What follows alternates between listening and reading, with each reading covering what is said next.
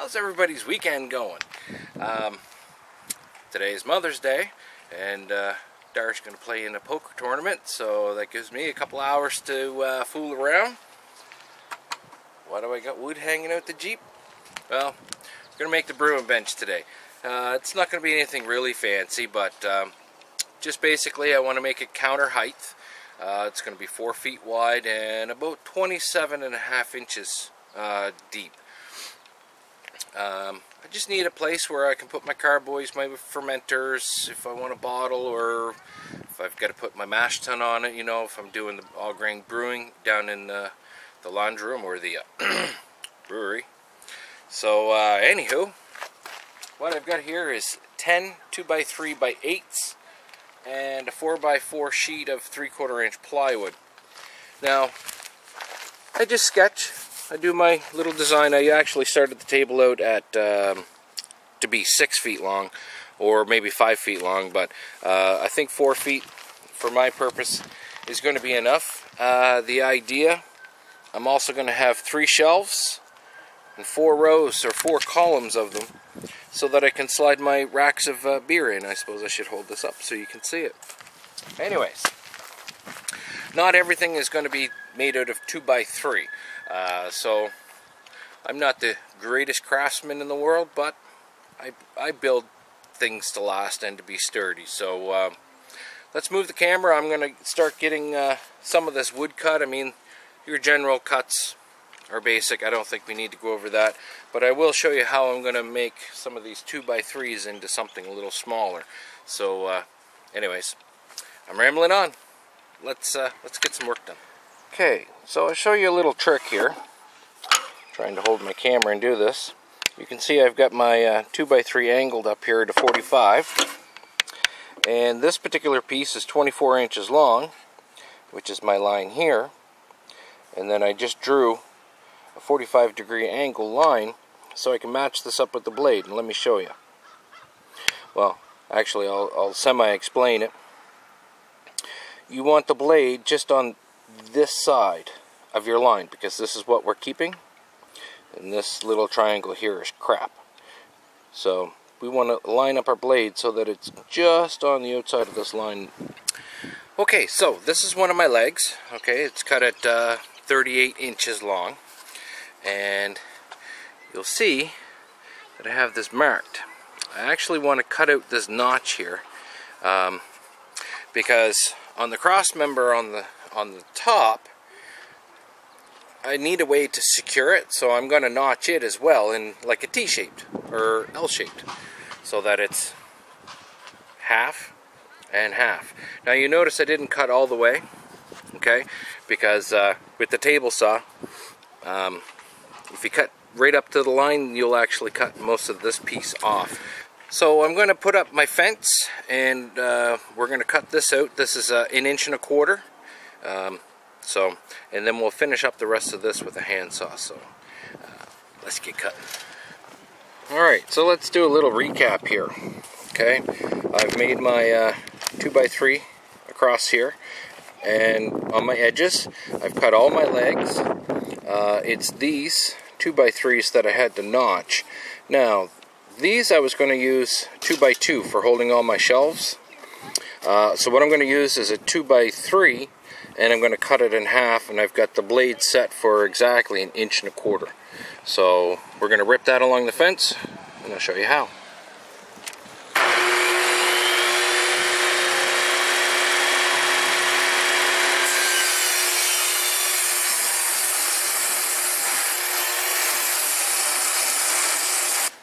Alright, so we're down in the laundry room. I figured it's easier with concrete floor, so everything will be straight.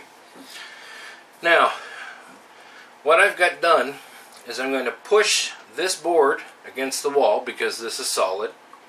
I'm also going to take my square and I'm going to hold it in here so that as I'm holding everything together, my joint stays square. So let's drill in a couple of screws here.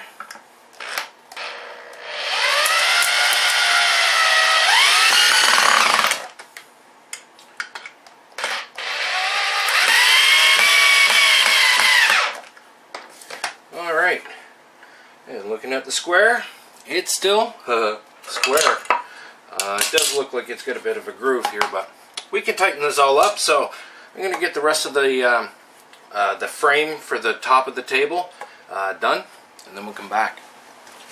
Alright, so now that we've got our top base done, I'm going to start screwing on the legs here, and these are all 38" long.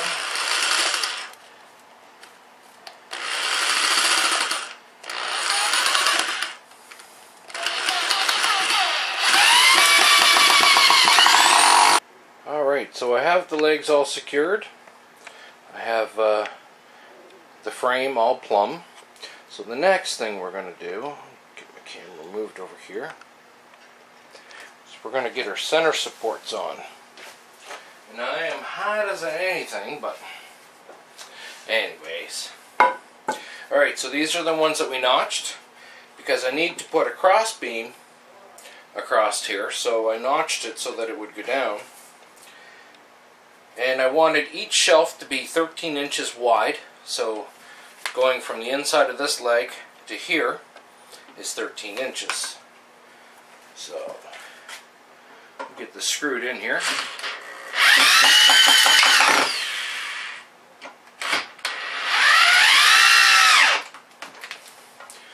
And we have a little splittage on the top, but that's okay.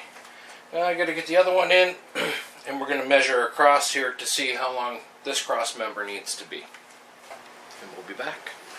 Alright, so let's do a little recap. Okay, I've got my cross joist or cross beam in here. You can see we've got it notched.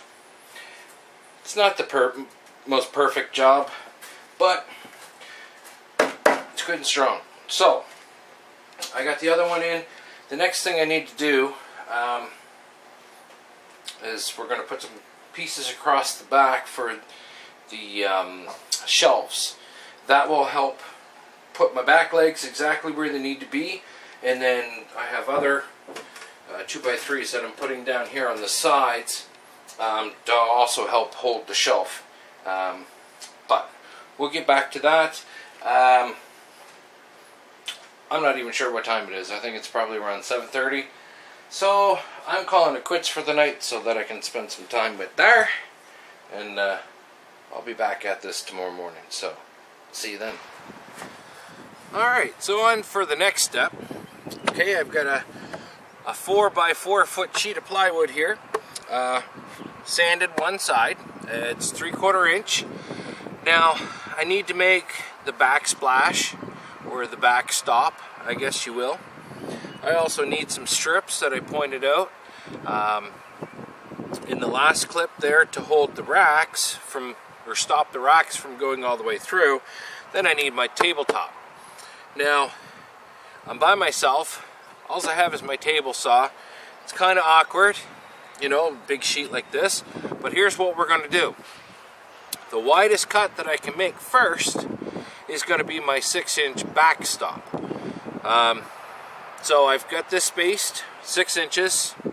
We're going to use this. This will give me the most amount of plywood that I can put on the table saw to safely cut. Now, I know I don't usually promote a whole lot of safety, but you should have safety goggles on. There should be a guard over this blade. Call me old school, call me stupid. Just old habits. But the one thing I am going to do, I'm going to roll this sleeve up, alright? You should never ever use sleeves around a table saw. But I'm going to move the camera, we're going to get this going, and we're going to start ripping our pieces. So it's extremely important to pay attention to what you're doing and focus on what that blade is doing.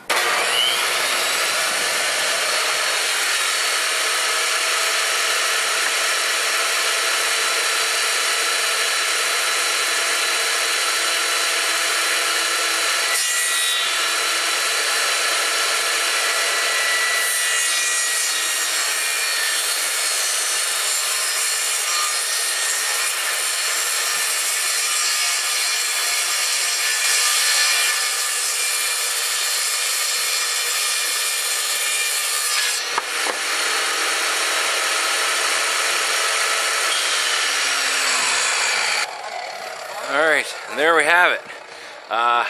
It's pretty awkward, you know, when you get to that one point where I had to shift around to the side, but just little motions. Keep in mind not to move your piece of plywood, because if you bind it up on your blade, you could trip your breaker or worse. But now I gotta rip some 2-inch strips, and then we'll come back. So for the next thing that we need to cut, okay, is for the shelves. I was thinking, okay, I've got my so-called 2x2s on either side. I've got all kinds of pine shelving that was given to me. So why not? Cut it in half. Here's a runner for each side on my shelf. And we just gotta cut it into 17-inch lengths before we start ripping it. It'll probably be a lot easier then. That way, whatever scrap I have left over, it's still a solid piece if I need it for something else. This shelving is 1x8. 1x8. So, what they call 1 inch is more like 7/8. But anyways, doesn't matter. Let's get these cut up and ripped, and we'll start putting some more together. So we've got our shelf runners. Yeah, shelf runners. 17 inches. Alright, now to rip these, I want to rip them in half so I have enough for either side of the tray. I basically, if we look at the little notches here, trying to find where I am in the camera, okay. So I measured 3 5/8 this way, 3 5/8 this way, which gives me just this little tight spot right here. Bring this up a little bit. This spot right here. This is where we want the blade to cut, and that way I have exactly the same size pieces. So my rip blade's all set up. We're going to cut all these up and then lug all the way downstairs, and we'll get back at her. Alright, so a little recap here. Looks a lot different now that I've got all kinds of pieces in. So let's start over here. The first thing I did was I secured the back legs to the front legs, okay, with these ripped pieces. I'm going to call them 2x2s. And then I secured them in the back on each corner over here, and then I jumped over here, and then I secured it here. I measured off, okay, what my distance was in between these, and matched them down below. I'll zoom in here. So match them down below here. I'm trying to focus on my thingy. My thingy. Yeah, this one looks a little off.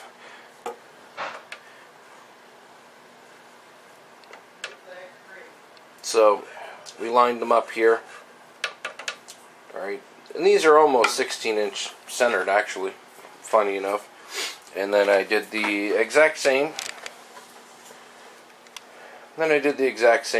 Out here in the front as well. I anchored on my corner legs, and then I put these in the places they needed to be.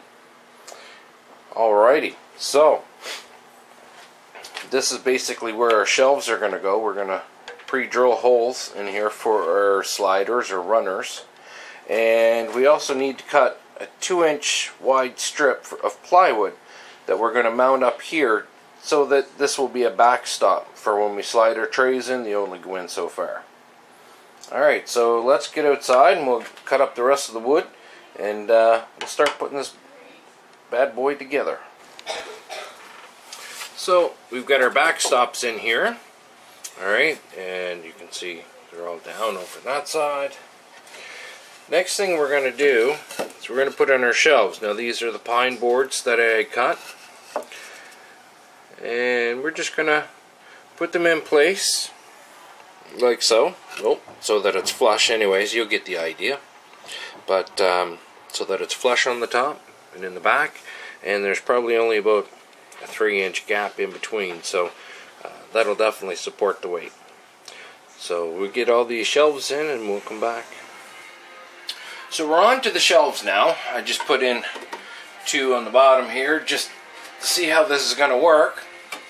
Now what I've done is I've marked on both sides, okay, 3/4 of an inch down. I don't know if the mark's coming out on the camera or not, but because that's the thickness of my pine boards, so that'll give me some reference where to drill my holes, because I'm pre-drilling these. It's pine. I'm using 2.5 inch deck screws. That's what I've used for the whole project, if I didn't mention it. But anywho, basically I'm just lining this up so that it's smooth on the top. I'm just taking my drill bit and I'm trying to go in between the 3/4 inch mark.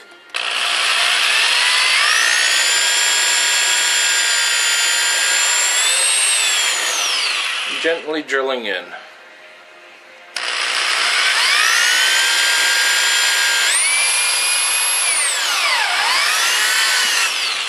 That one moved a little bit. See if the drill bit will go right in there.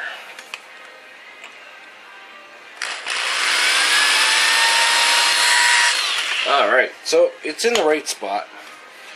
So I'm just going to take that. I should have 2 drill bits, or 2 drills on the go. It'd be a lot easier. But slow and steady it will be. I'm just going to start my drills, my holes. I don't want to put them in too far. Didn't go through, good. Now I'm going to line my board back up to where I had it. And when the screw goes through, it'll follow into the hole. Just slow and steady. Just like so.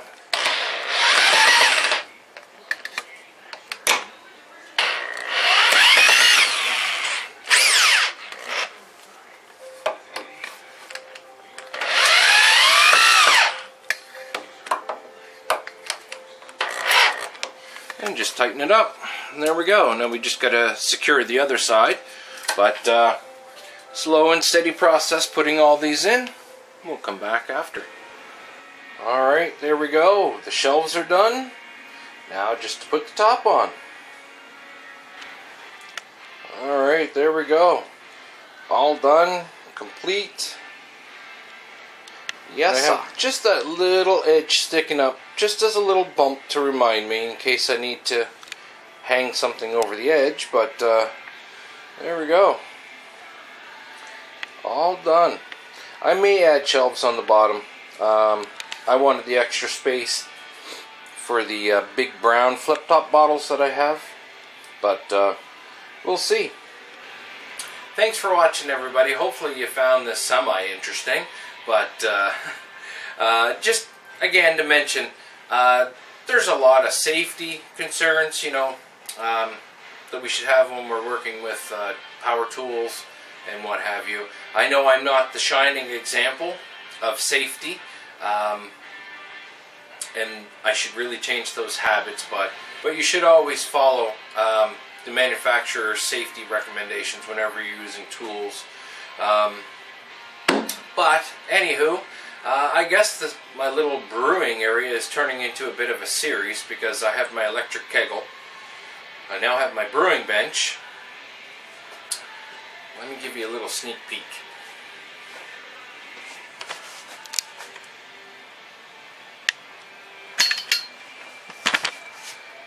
That little apartment-sized fridge, or bar fridge, is actually going to be a temperature-controlled fermenter. My 16-liter experiment buckets fit in that perfectly, but I have one small modification that I have to make in order for the buck to fit properly. And this right here is my kegging fridge. I gotta clean the liner. I gotta clean the seal. I've cleaned the whole inside, but I've got to take the seal off.